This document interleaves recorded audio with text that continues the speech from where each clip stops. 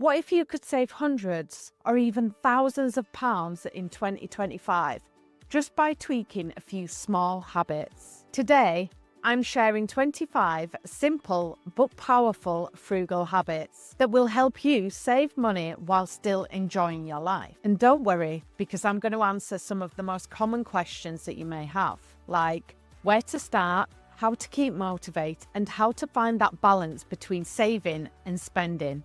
Let's dive into it. So let's start with some mindset shifts.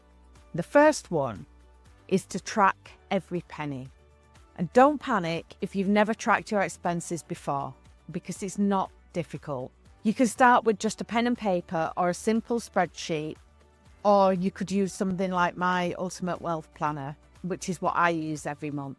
All you need to do is write down everything that you spend during the week, even that little cup of coffee or that £2 magazine. And when it comes to the end of the month, you can assess your spending and start to see patterns and trends in what you're spending on. You'll quickly spot patterns and areas where to cut back. That clarity is so empowering. The second mindset shift is to define your values. If you're not sure what your values are, you could try this quick exercise. Imagine you've just won the lottery. What's the first things that you're spending that money on?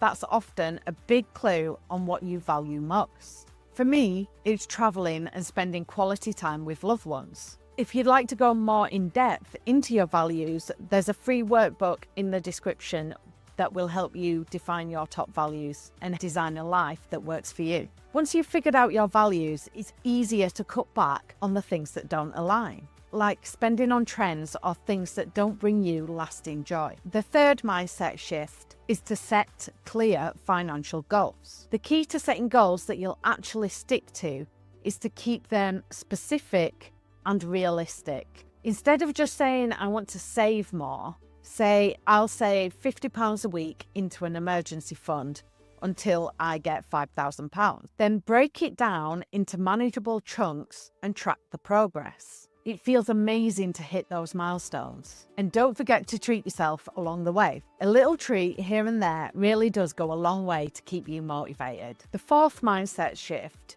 is to practice gratitude. Gratitude shifts your mindset from I want more to I have enough and I'm grateful for what I have. I find it helpful to write down every night my 3 thankful things.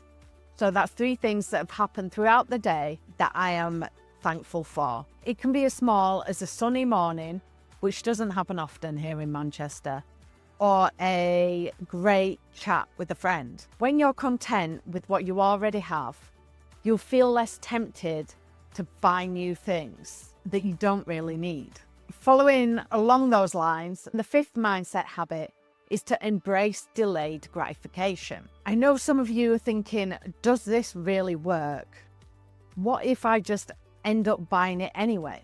But I've found that waiting just 24 hours before I press that buy button makes such a difference. I usually realize that I don't actually need that item, or sometimes I find a better deal somewhere else and save some cash. And if you do end up buying it, at least you know it's something that you genuinely wanted and not just a spur of the moment decision. So now we've got the mindset habits out of the way, let's move on to everyday frugal habits. Probably something you've all heard of, but I'm sure not many of us do, is meal planning. Meal planning doesn't have to be complicated. I start by checking what's in my fridge and cupboards and then base all the meals for next week around those items. If you're busy, batched cooking or a slow cooker can be a lifesaver. You can cook large portions and freeze them, and then you've got instant homemade meals whenever you need them. I tend to pre-plan my 2 or 3 evening meals a week. You don't have to be perfect and plan every single meal that you're going to end up eating. I just find that doing this for my main meals helps me avoid takeaways or popping to the shops and spending 30 quid on nothing. Another frugal habit that I have is buying generic brands. If you're a bit of a brand snob and prefer the Heinz beans over Lidl's own brand, I used to be like that.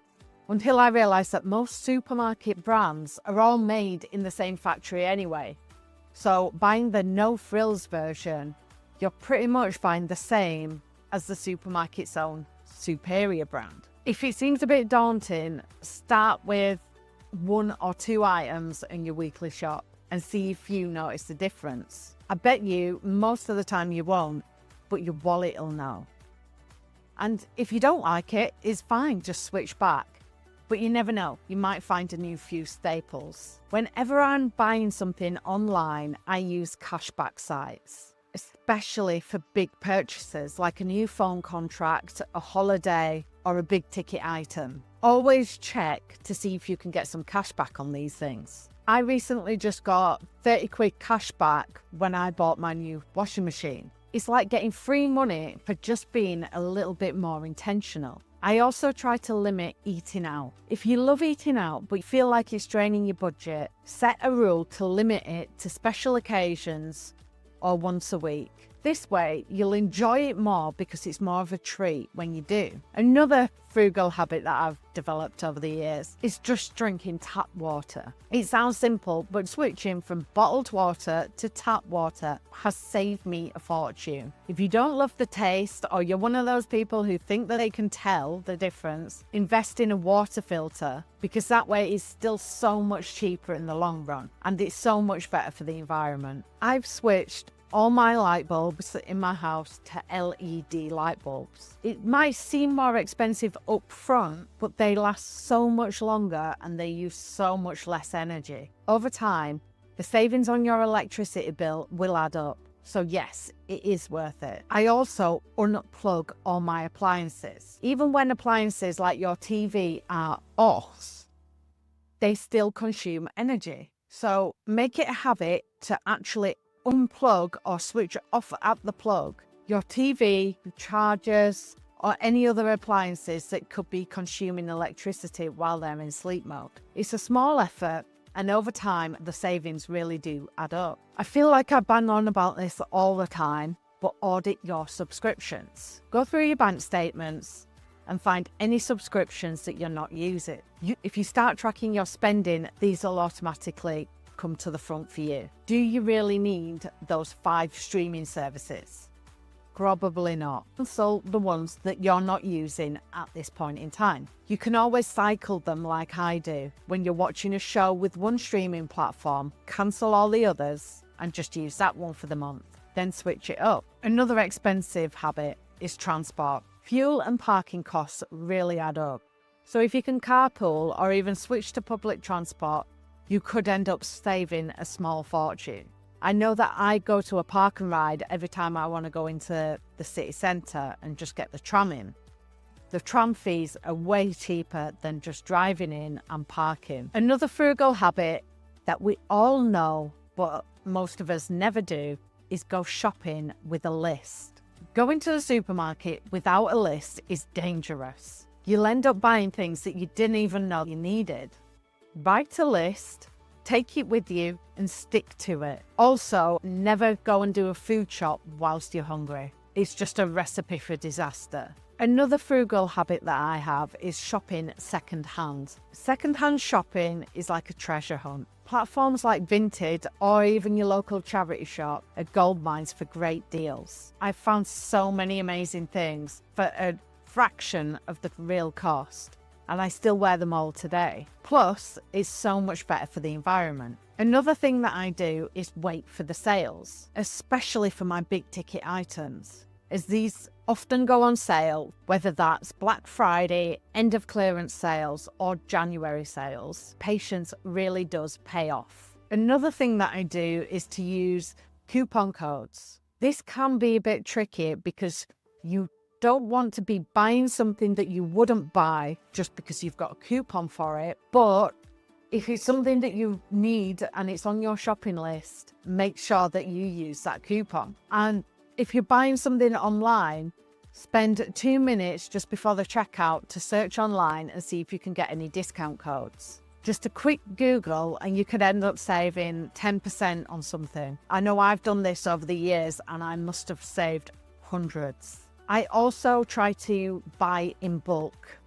Buying in bulk is worth it for things that you use all the time, like toilet roll or pasta. Just make sure that you've actually got the space for it and you're actually going to use it, so it's not a waste of money. Always try to opt for quality over quantity. If you're on a tight budget, it might seem a bit counterintuitive to pay more upfront, but investing in higher quality items can save you money in the long run. For example, a well-made coat might last you at least 5 years, whereas the cheaper one will need replacing year after year. You'll end up spending more money on the cheaper items than on the quality coat. And to finish up the 25 frugal habits for 2025, let's end with some big picture habits. The first one I have is to set a fun budget. Even if money feels tight, it's important to have some money for fun. It doesn't have to be much,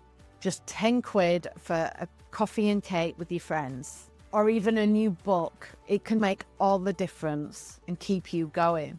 And knowing that you've got this money set aside lets you spend it guilt-free. I also like to have sinking funds. A sinking fund is just a fancy name for when you're saving up for a big expense. For example, I've got quite a few different sinking funds. I've got one for holidays, a health pot, a fun pot like we just talked about, and also one for Christmas and a gift pot for family and friends. This helps to spread the cost of a big holiday over the course of a year. And when it comes to purchasing, I'm not out of pocket. I also try to DIY where I can. DIY doesn't mean that you have to be super crafty. I've saved so much by just learning simple skills like hemming clothes or just making my own gifts for people. So start small and it's simpler than you think. One of the best investments that you can make is in yourself. So take that course, learn that skill, or just buy that book. It will help you grow your income over time or improve your quality of life. So that's what I'd consider money well spent. My last frugal habit is to do a monthly money meeting. I get it. Reviewing your budget and your money every month can seem a bit ugh, but it doesn't have to be. I put on some music, I get my favorite snacks and favorite drink and sit down for 15 minutes to half an hour and review all of my finances. I like to make it a little event and it feels amazing to see how far I've come. If you want to see what I actually do on these monthly money meetings with myself, drop a comment below and I'll make a video on that too. Frugal living doesn't mean giving up on the things that you love. It's about making smarter choices so your money works for you. If you're ready to take your savings to the next level, then check out this video. I share even more practical tips on how to stretch your budget, to stretch your money while still living the life that you love. See you in the next one.